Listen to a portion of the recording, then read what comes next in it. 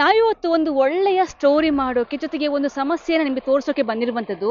ಇದೀಗ ನಾವು ಎಕ್ಸಾಕ್ಟ್ ಆಗಿ ಬೆಳ್ತಂಗಡಿಯ ಬಸ್ ನಿಲ್ದಾಣ ಅಂದ್ರೆ ಹೃದಯ ಭಾಗದಿಂದ ಸುದೇಮೊಗರ್ ಮತ್ತೆ ಸಂಜಯ್ ನಗರಕ್ಕೆ ಹೋಗುವಂತ ರಸ್ತೆ ಇದು, ಕೋರ್ಟ್ ರೋಡ್. ಮುಂದ್ಗಡೆ ಕೋರ್ಟ್ನ ದೊಡ್ಡ ಒಂದು ಬಿಲ್ಡಿಂಗ್ ಸಂಕೀರ್ಣ ಕೂಡ ಆಗ್ತಾ ಇದೆ. ಆ ಒಂದು ರೋಡಿಗೆ ಹೋಗುವಂತ ಕನೆಕ್ಟ್ ಆಗುವಂತ ರಸ್ತೆ ಇದು.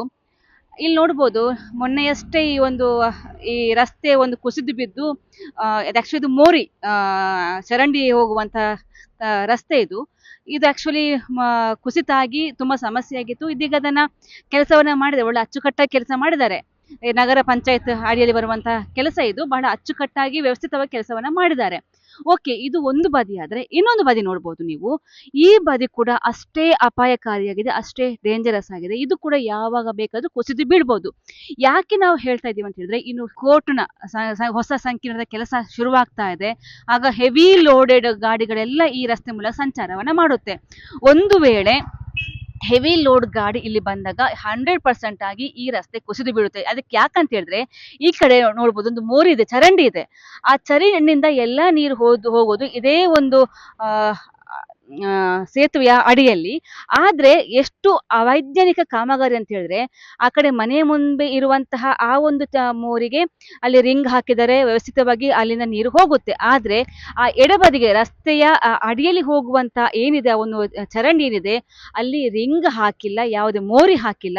ನೇರವಾಗಿ ಒಂದು ಎರಡು ಕಡೆ ಒಂದು ಬ್ಲಾಕ್ ಅನ್ನ ಕಟ್ಟಿ ಅದರ ಮೇಲೆ ರೋಡನ್ನ ಮಾಡಿರುವಂತದ್ದು.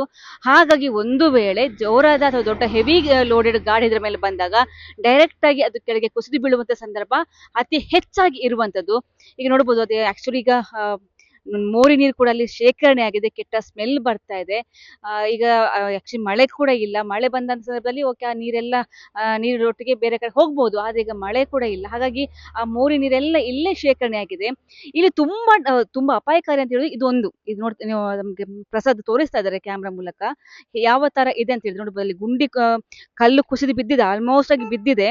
ಜೊತೆಗೆ ಅಲ್ಲಿ ನಿಮಗೆ ಕೆಳಗೆ ಕಾಣಿಸ್ತಾ ಇದೆ, ಕೆಳಗಡೆ ಅಡಿಯಲ್ಲಿ ಆ ಗುಂಡಿ ಕಾಣಿಸ್ತಾ ಇದೆ. ಒಂದು ವೇಳೆ ಹೆವಿ ಗಾಡಿ ಬಂದಾಗ ಇದು ಆಲ್ಮೋಸ್ಟ್ ಆಗಿ ಕುಸಿದು ಬಿದ್ದು ನೆಲಕ್ಕೆ ಅಡಿಗೆ ಬೀಳುವ ಸಂದರ್ಭ ಬಹಳ ಹೆಚ್ಚಾಗಿ ಇದೆ. ನಾವು ಹೇಳೋದು ಇಷ್ಟೇನೆ, ಈಗ ಅಲ್ಲಿ ಕೆಲಸ ಮಾಡಿದ್ದಾರೆ, ಓಕೆ, ಒಳ್ಳೆ ಕೆಲಸವನ್ನ ಮಾಡಿದ್ದಾರೆ. ಅದ್ರ ಜೊತೆಗೆ ಇಲ್ಲಿ ಕೂಡ ಅಪಾಯಕಾರಿ ಇದೆ. ಇದು ಕೂಡ ಬೀಳ್ಬೇಕಾ, ಬಿದ್ದ ನಂತರ ಬರ್ಬೇಕಾ, ಬಿದ್ದ ನಂತರ ಯಾರಿಗಾದ್ರೂ ಸಮಸ್ಯೆ ಆದ ನಂತರ ಅಥವಾ ಯಾರು ದೂರು ಕೊಟ್ಟ ನಂತರ ಬರ್ಬೇಕಾ, ಅದಕ್ಕೆ ಮುಂಚೆ ಕೆಲಸ ಮಾಡ್ಬೋದಲ್ಲ. ಈಗ ಅಲ್ಲಿ ಕೆಲಸ ಮಾಡಿರುವಂತವ್ರಿಗೆ ಇದು ಕಾಣಿಸೋದಿಲ್ವಾ? ಅವರು ಕೂಡ ಒಂದು ಖುದ್ದಾಗಿ ಬಂದು ಓಕೆ, ಇಲ್ಲಿ ಒಂದು ಇದೇ ತರ ಇದೆ, ಈ ತರ ಮತ್ತೊಂದು ಅವಘಡ ಅಥವಾ ಏನೊಂದು ಅಪಾಯ ಆಗೋದು ಬೇಡ, ನಾವೇ ಒಂದು ಮುತುವರ್ಜಿ ವಹಿಸ್ಕೊಂಡು ಈ ಕೆಲಸವನ್ನ ಮಾಡಬಹುದು ಅಂತ ಬರ್ಬೋದಲ್ವಾ? ಅಂದ್ರೆ ಎಲ್ರು ಕೂಡ ಪ್ರತಿಯೊಂದು ಕಡೆ ಇದೇ ವಿಚಾರ ಅಂದ್ರೆ, ಏನಾದ್ರೂ ಅನಾಹುತ ಆಗ್ಬೇಕು, ಏನಾದ್ರು ಒಂದು ಅವಘಡ ಆಗ್ಬೇಕು, ಅದು ಕುಸಿದು ಬೀಳ್ಬೇಕು, ಆಮೇಲೆ ಬಂದು ಅದನ್ನ ಕಾಮಗಾರಿ ಮಾಡುವಂತದ್ದು. ಅದಕ್ಕಿಂತ ಮುಂಚೆನೆ ಮಾಡಿದ್ರೆ ಅದು ಯಾವ್ದು ಕೂಡ ಸಮಸ್ಯೆ ಇರೋದಿಲ್ವಲ್ಲ. ಸೊ ನಾವು ಹೇಳೋದು ಇಷ್ಟೇನೆ, ಮುಂದೆ ಆಗುವಂತ ಅಪಾಯವನ್ನ ತರುವಂತ ಮುಂಚೆನೆ ಎಚ್ಚೆತ್ಕೊಂಡು ಈ ಒಂದು ಕಾಮಗಾರಿ ಮಾಡ್ಲಿ ಅನ್ನೋದಕ್ಕೆ ನಾವಿವತ್ತು ಈ ವಿಡಿಯೋನ ಮಾಡ್ತಾ ಇರ್ಬೋದು.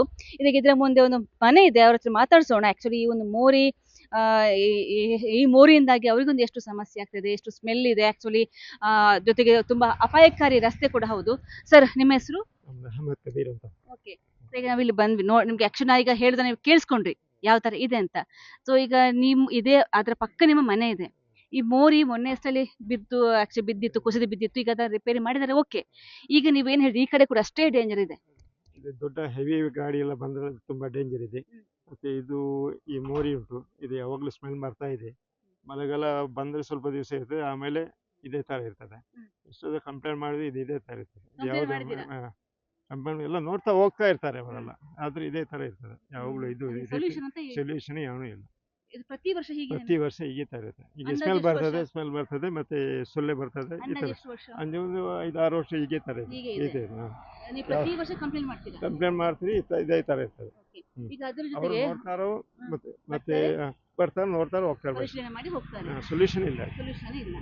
ಸೊ ಈಗ ನಾವು ಅದನ್ನ ಹೇಳಿದ್ವಿ, ಇಲ್ಲಿ ಮುಖ್ಯವಾಗಿ ನಾವು ಹೈಲೈಟ್ ಮಾಡಿರುವಂತದ್ದು ಆ ಒಂದು ರಸ್ತೆ, ಅಪಾಯಕಾರಿ ರಸ್ತೆ ಬಗ್ಗೆ. ಮುಂದೆ ಇನ್ನು ಕೋರ್ಟ್ ಆಗ್ತಾ ಇದೆ, ಹೊಸ ಸಂಕೀರ್ಣ ಆಗ್ತಾ ಇದೆ. ಬಹಳ ಹೆಮ್ಮೆಯ ವಿಚಾರ, ಬಹಳ ಖುಷಿಯ ವಿಚಾರ ನಮ್ಗೆಲ್ರು ಕೂಡ. ಇದೀಗ ಆವಾಗ ಹೋಗುವಂತ ಹೆವಿ ಗಾಡಿ ಬಂದಾಗ ಸೊ ಈ ರಸ್ತೆ ಆಲ್ಮೋಸ್ಟ್ ಕಟ್ ಆಗುತ್ತೆ. ಈಗ ಮೊನ್ನೆ ಅದು ಕಟ್ ಆಗಿ ನೀರು ಕೂಡ ಇರ್ಲಿಲ್ಲ 1 ವಾರ ತನಕ. ಹೌದೌದು, ಒಂದು ವಾರ ಯಾರಿಗೂ ನೀರು ಇರ್ಲಿಲ್ಲ, ಇದು ಕಟ್ ಆಗಿತ್ತು. ಅದನ್ನು ಬ್ಲಾಕ್ ಮಾಡಿ ಹೋಗಿದ್ರು. ಈಗ ಒಂದು 2 ದಿವಸದಿಂದ ನೀರು ಬರ್ತಾ ಇದೆ. ಮತ್ತೆ ಇದು ಕುಸಿದು ಮತ್ತೆ ಅದೇ ಪರಿಹಾರ ಇಲ್ಲ ಬೇರೆ. ಅದೇ. ಕುಸಿದು ಬಿಡೋದನ್ನ ಕಾಯ್ಬೇಕಾ? ಆಯ್ತು ಅಷ್ಟರವರೆಗೆ ಕಾಯ್ಬೇಕಾ? ನೀವು ಪರಿಹಾರ ಮಾಡಬೇಕು. ಯಾರಿದರ ಹೊಣೆ ಇದೆ ಅವರು ಮಾಡಬೇಕು, ಮಾಡಿ ಕೊಡಬೇಕು. ಸಂಬಂಧಪಟ್ಟಂತಹ ಅಧಿಕಾರಿಗಳಲ್ಲಿ ಒಂದೇ ಒಂದು ಮನವಿ, ಒಂದೇ ಒಂದು ವಿನಂತಿ, ಮತ್ತೊಂದು ಅವಘಡ, ಮತ್ತೊಂದು ಅನಾಹುತ, ಮತ್ತೊಂದು ಎಂತಾರೆ ಒಂದು ರಸ್ತೆ ಕುಸಿದು ಬೀಳುವಂತಹ ಘಟನೆ ಆಗೋ ತನಕ ಕಾಯಬೇಡಿ. ಅದಕ್ಕಿಂತ ಮುಂಚಿತವಾಗಿ ಎಚ್ಚೆತ್ಕೊಂಡು ಈ ಕೆಲಸವನ್ನ ಮಾಡಿ. ಇನ್ನೇನು ಮಳೆಗಾಲ, ಈಗ ಸದ್ಯಕ್ಕೆ ಕಳೆದ ಕೆಲವು ದಿನಗಳಿಂದ ಮಳೆ ಇಲ್ಲ. ಸೊ ಈ ಮತ್ತಷ್ಟು ಜೋರಾಗಿ ಮಳೆ ಬಂದು ಮತ್ತೊಂದು ಅನಾಹುತ ಆಗುವ ಮುಂಚೆ ಎಚ್ಚೆತ್ಕೊಂಡು ಈ ಒಂದು ಕೆಲಸದ ಕಾಮಗಾರಿಯನ್ನು ಕೈಗೆತ್ತಿಕೊಳ್ಳಿ ಅಂತ ಹೇಳ್ತಾ, ನಯನ ಪ್ರಸಾದ್ ಜೊತೆ ಶ್ರೇಯಸ್ ಶೆಟ್ಟಿ, ಸುದ್ದಿ ನ್ಯೂಸ್, ಬೆಳ್ತಂಗಡಿ.